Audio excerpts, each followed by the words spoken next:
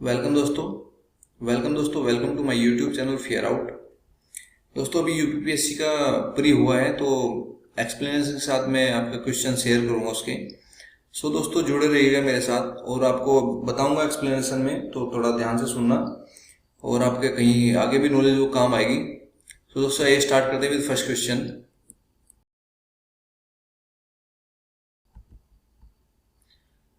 First question क्या है, क्या आप मुझे एक भी स्वतंत्र देश दिखा सकते हैं जहां पृथक मताधिकार हो? अंग्रेज जा चुके हैं परंतु वे शरारत छोड़ गए। किसने बोला था ये? दोस्तों बोला था सरदार वल्लभ भाई पटेल ने। और सरदार वल्लभ भाई पटेल ने जब बोला था, ये बोला था इलेक्टोरेट्स को लेकर, जो कम्युनल इलेक्टोरेट्स को लेकर बोला था, क्योंकि अंग्रेज क्या छोड़कर चले गए थे हमारे लिए कम्युनल इलेक्टोरेट्स। होता क्या है कि जाति के आधार पर धर्म के आधार पर मुस्लिम समाज अपना इलेक्टोरेट्स खुद बनाएगा, तो वो एक तरीके से मजाक करके चले गए थे। तो ये कथन किसने बोला था? सरदार वल्लभ भाई पटेल ने। बाकी आप पढ़ सकते हो उसमें थोड़ा। नेक्स्ट क्वेश्चन देखते हैं दोस्तों। नीति आयोग द्वारा चलाए जा रहे आकांक्षी जिला कार्यक्रम के अंतर्गत उत्तर प्रदेश के कितने जिलों 2021 तक शामिल किया गया है? ये दोस्तों किया गया है 8 जिलों को शामिल किया गया है। आकांक्षी जिला कार्यक्रम है क्या? ये भारत का क्या है? ये क्या है? आकांक्षी जिला कार्यक्रम लक्ष्य भारत के उन 112 जिलों पर केंद्रित है जो विकास के नाम पर जो क्या है अति पिछड़े हैं, पिछड़ी श्रेणी में आते हैं, जहाँ स्वास्थ्य की और पोषण वगैरह की कमी है, जहाँ पे पढ़ाई लिखाई नहीं हो सकती, कृषि के लिए जल संसाधन नहीं है और छोटे छोटे बुनियादी ढांचे नहीं है। तो में क्या है, और वहां पे क्या होगा, उसके आर्थिक समावेश होगा, उसका हुनर विकास तक हर क्षेत्र में सुधार की आवश्यकता है। कहने का मतलब क्या है, कृषि, स्वास्थ्य, पोषण और शिक्षा, ये जहां जहां इन बुनियादी चीजों की कमी है उनके लिए ये योजना स्टार्ट की गई है। तो उसके नेक्स्ट क्वेश्चन, उत्तर प्रदेश मुख्यमंत्री स्वरोजगार योजना 2021 के लिए पंजीकरण आवेदन। ये क्या था? उत्तर प्रदेश मुख्यमंत्री स्वरोजगार योजना चलाई गई थी, तो उसके पूछा गया कि मानदंड क्या है, क्राइटेरिया क्या है। क्राइटेरिया मैंने आगे दिए हैं। क्राइटेरिया इसमें जो इसका आंसर जो है वो डी है, क्योंकि भारत के किसी भी राज्य का नागरिक नहीं होना चाहिए, केवल यूपी का नागरिक होना चाहिए। भारत का तो होना ही चाहिए बट यूपी का होना चाहिए। इसके लिए आगे है, आप ये देख सकते हैं आप, ये उम्मीदवार भारत का नागरिक और उत्तर प्रदेश का स्थायी निवासी होना चाहिए। बाकी एलिजिबिलिटी क्राइटेरिया प्लीज पढ़ लेना, ये आपके काम आएगा। नेक्स्ट क्वेश्चन देखते हैं। उत्तर प्रदेश जनसंख्या नियंत्रण, स्त्रीकरण और कल्याण विधेयक 2021 के संदर्भ में कौन सा कदम सही है? इस विधेयक का उद्देश्य 2026 तक जन्म दर को 2.1 प्रति हजार जनसंख्या तक कम करना है। वर्तमान में राज्य में प्रजनन दर 2.7 प्रति हजार है। दोनों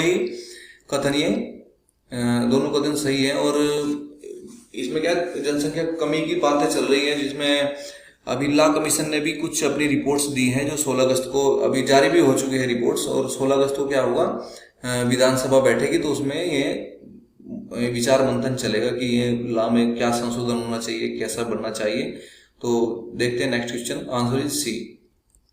निम्नलिखित में से कौन सी नदी भारतीय गंगा नदी बेसिन का हिस्सा नहीं है? पुनपुन नदी, जलांगी नदी, अजय नदी, जोंग नदी। यदि आपने यूपी का और बिहार का मैप देखा हो, गंगा का बेसिन देखा हो, तो उसमें जोंग नदी नहीं है, बाकी सभी नदी हैं।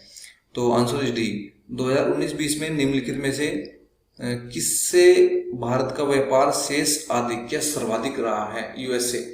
ठीक है, इंपोर्ट एक्सपोर्ट को जो माइनस करने के बाद बचता है वो है यूएसए के साथ सबसे ज्यादा रहा है हमारा व्यापार 2019-20 में। यह डाटा आता है हमेशा, आप गूगल पे सर्च कर सकते हैं import export with India. Next देखते हैं दोस्तों, इसका जोंग नदी का थोड़ा एक मैप देख लेते हैं छोटा सा। इसमें क्या है, अजय नदी भी है, कीवी है, कोसी है और भी नदियां हैं, बट इसमें जोंग नदी नहीं है।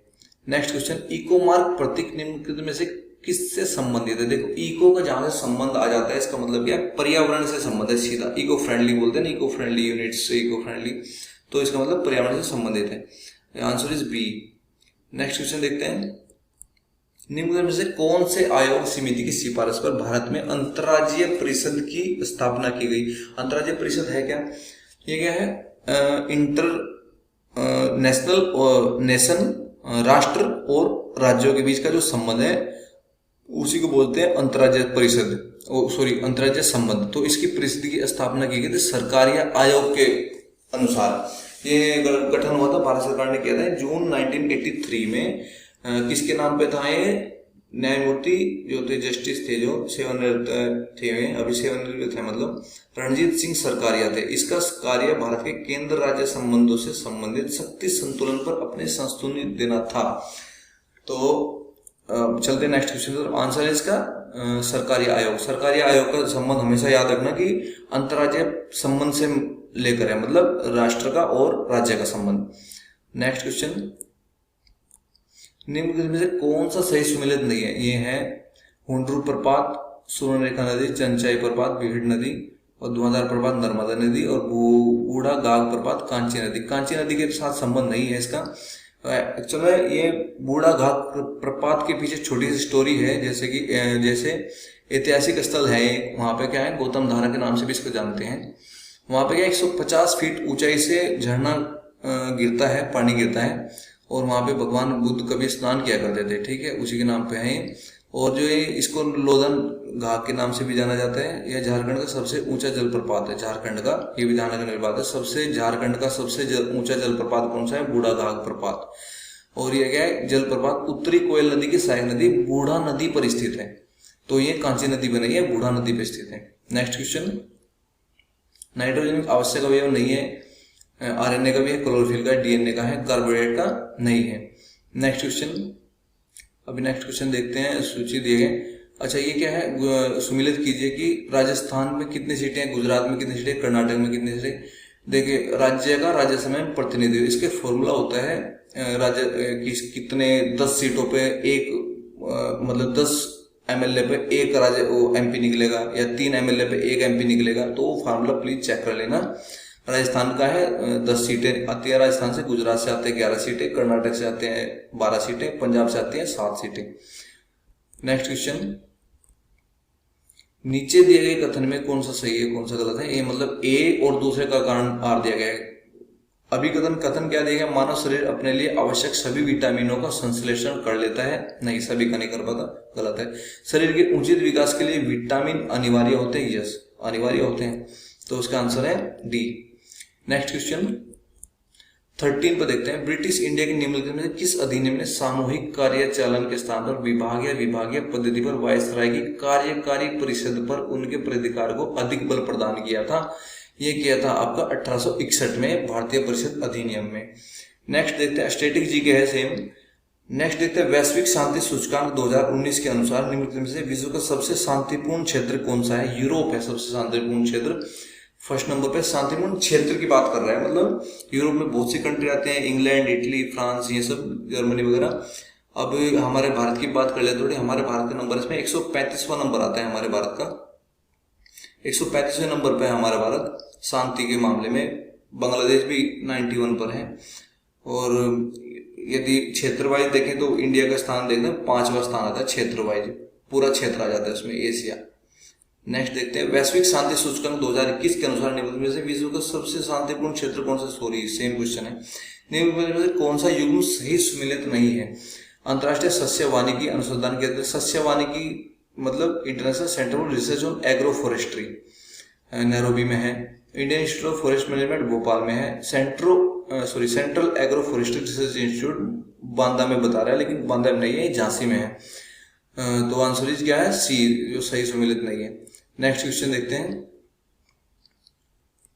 सामान्य दृष्टि के लिए निम्न में से कौन सा विटामिन आवश्यक होता है? यह था रेटिनोल, स्ट्रेटेजी के है। निम्न में से कौन सा रामसर स्थल उत्तर प्रदेश में स्थित नहीं है? रामसर क्या था? रामसर क्या, एक रामसर होता है वेटलैंड्स को लेकर होता है, जैसे कि जहां पे दलदली जमीन होती है तो उसको बचाने की कोशिश की जाती है, तो उसको बोलते हैं रामसर। रामसर है, रामसर एक प्लेस है। रामसर हुआ ईरान में, वहां पे संधि हुई थी इस टाइप की, मतलब बातें की गई थी कि ये चीजें हमें बतानी चाहिए जिससे कि हमारी धरती की नमी बनी रहे। तो ये है, इसे बोलते हैं रामसर साइट्स, जो दलदली जमीन होती है और वहां पे नमी होती है जगह पे काफी। तो ये इसमें पूछा गया कि उत्तर प्रदेश में स्थित कौन सी नहीं है? इसमें से 3 तो हैं, सूर सरोवर, समसपुर पक्षी अभयारण्य, सरसई नावर झील, नेक्स्ट है सुरीसर मानसा झील। ये क्या J&K में है? तो आंसर इज टी, ये सुरीसर मानसा झील J&K में है। नेक्स्ट है, निम्न में से राज्यों के गठन पर विचार कीजिए तथा इन्हें कालानुक्रम में व्यवस्थित कीजिए। अच्छा, सबसे पहले बात करते हैं गोवा, तेलंगाना, झारखंड, हरियाणा, ये 4 स्टेट दिए गए हैं कालानुक्रम में। पहले क्या था, गोवा लगभग 450 सालों तक उपनिवेश रहा है पुर्तगालियों का।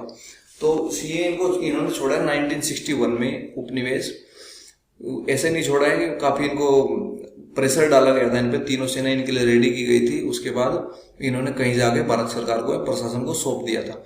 अभी 1962 में क्या है, मुख्यमंत्री निर्वाचित हो गए, मतलब बन गए थे उधर। और 1962 के बाद 1987 तक गोवा एक रहा है, जैसे दिल्ली है ऐसे सेम टू सेम गोवा रहा है, केंद्र शासित प्रदेश।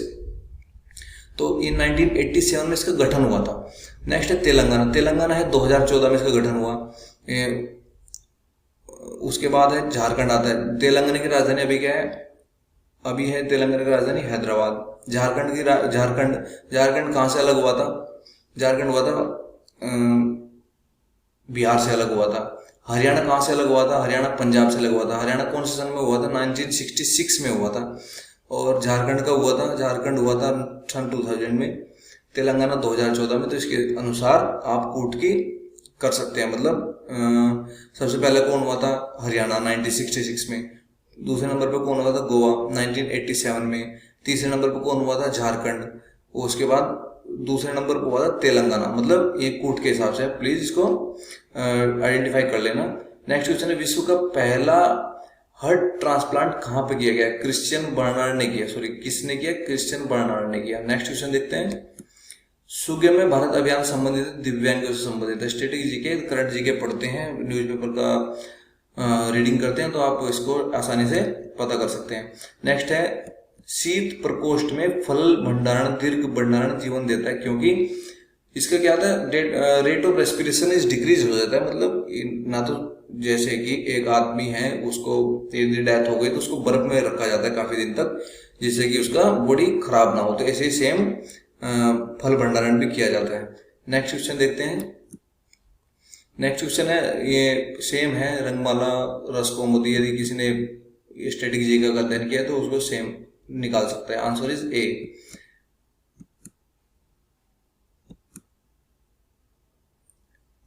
नेक्स्ट क्वेश्चन देखते हैं, सिविल सेवाओं में सुधार हेतु पीसी होटा समिति का गठन किस वर्ष में किया गया, सन 2014 में किया गया। सिविल सर्विस का एग्जाम दे रहे हैं तो ये तो पता होना चाहिए कि सिविल सेवा के इतिहास में चल क्या रहा है। तो इसका आंसर है बी, 2004। जनसंख्या 2011 के अनुमान के अनुसार भारत में निम्न में से कौन सा एक सर्वाधिक जनसंख्या वाला राज्य है। इसका आंसर है, सबसे ज्यादा जनसंख्या किसकी हो सकती है इनमें से, चारों में से सिंपल है, उत्तर प्रदेश। नेक्स्ट, निम्न में से कौन सा देश काला सागर के तट पर स्थित नहीं है। यदि आपने मैप रीडिंग अच्छे से की है तो आप इसको बता सकते हैं, जैसे कि जॉर्जिया, टर्की, बुल्गारिया, ये सभी क्या है काला सागर के तट पे है। बट सीरिया क्या है, ये मेडिटेरियन सी के तट पे है। सीरिया के राजधानी इसमें कमेंट बॉक्स में प्लीज टाइप कर देना। चलते हैं नेक्स्ट क्वेश्चन की ओर। देख लो 25 से का ए है आंसर। नेक्स्ट है, भारत में आपदा प्रबंधन के लिए राष्ट्रीय आपदा प्रबंधन डिवीजन गृह मंत्रालय में एक नोडल डिवीजन है। ठीक है, राष्ट्रीय आपदा प्रबंधन प्राधिकरण का पदेन अध्यक्ष कौन होता है, इसका पदेन अध्यक्ष है प्रधानमंत्री। और ये आपदा प्रबंधन करता कौन है, जो एजेंसी ग्राउंड पे काम करती है वो एनडीआरएफ। इसका आंसर क्या है, आंसर इज ए। नेक्स्ट है, निम्नलिखित समाचारों में से किससे प्रतिष्ठित लोक सेवा श्रेणी में पुलित्जर पुरस्कार 2021 जीता है, द न्यूयॉर्क टाइम्स ने जीता है। तो दोस्तों देखते हैं, निम्नलिखित घटनाओं पर विचार कीजिए तथा उनको काल क्रमानुसार व्यवस्थित कीजिए। पहले क्या, शारदा एक्ट है, दूसरा नेहरू रिपोर्ट है, तीसरा दिया है साइमन कमीशन का गठन, दांडी मार्च दिया है। इसमें क्या सन देखना है कि कौन सा किस ईयर में हुआ है। तो इसमें क्या शारदा अधिनियम देखते हैं। शारदा अधिनियम क्या है, ये एक it was a part of social reform. और ये क्या, ये हरबिलास शारदा एक लेडी थी, ग्रेट लेडी, उनके नाम पे नाम पड़ा है शारदा। और इस एक्चुअल में एक्ट था क्या, ये था चाइल्ड मैरिज प्रिवेंशन एक्ट, और ये हुआ था 1930 में। नेक्स्ट है नेहरू रिपोर्ट, ये हुआ था 1928 में। इसमें 1928 में क्या था कि अंग्रेजों ने चैलेंज किया था कि ये भाई ये तुम लोग संविधान नहीं बना सकते अलग से अपना। तो इन्होंने, नेहरू जी ने क्या किया था, पूरी कमेटी मिला के इंडियन नेशनल कांग्रेस की, ये सब एक संविधान तैयार किया था। नेक्स्ट है साइमन कमीशन का गठन। साइमन कमीशन का गठन 1927 में हुआ था और इसके काफी विरोध भी हुए थे देश में। नेक्स्ट है दांडी मार्च। दांडी मार्च 1930 में, ये सॉल्ट लॉ को तोड़ा था गांधी जी ने। तो इसका कूट जो देंगे वो है, पहले नंबर पे साइमन कमीशन भारत आया, दूसरे नंबर पे आया इसका दूसरे नंबर पे है 2 नंबर, मतलब नेहरू रिपोर्ट हुई 1929 में। उसके बाद साइमन कमीशन आया, उसके बाद दांडी मार्च हुई। इस तरह मतलब ये ए नंबर 28वें का ए आंसर। नेक्स्ट क्वेश्चन देखते हैं। निम्नलिखित शहर में से किस एक में देश का प्रथम भारतीय कौशल संस्थान स्थापित किया गया है? ये इंग्लिश में यदि इसको पढ़ें तो इंडियन इंस्टीट्यूट ऑफ स्किल्स ज्यादा अच्छा लगता है। स्टेब्लिश कहाँ हुआ है? कानपुर में हुआ है।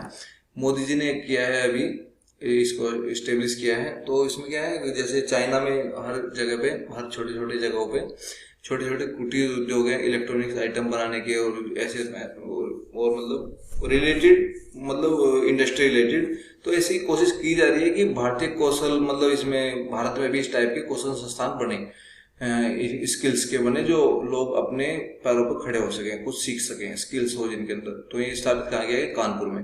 नेक्स्ट क्वेश्चन है, निम्नलिखित में से कौन सा एक युग्म सही सुमेलित नहीं है? ये क्या है? स्थानीय पवनों के नाम है। जैसे हमारे यहाँ लू चलती है, तो ऐसे लेवेस स्पेन में चलती है, ब्रिक फिल्डर ऑस्ट्रेलिया में चलती है, ब्लैक रोलर उत्तरी अमेरिका में चलती है, श्यामल ऑस्ट्रेलिया में नहीं चलती है। तो आंसर क्या है? डी। सो दोस्तों, यदि आपको मेरी वीडियो थोड़ी सी भी अच्छी लगी, प्लीज लाइक एंड सब्सक्राइब जरूर करना, और शेयर तो रहने ही दो। और उसके बाद आपसे अलविदा लेते हुए, thank you for watching my video. तो गुड बाय दोस्तों, बेस्ट ऑफ लक।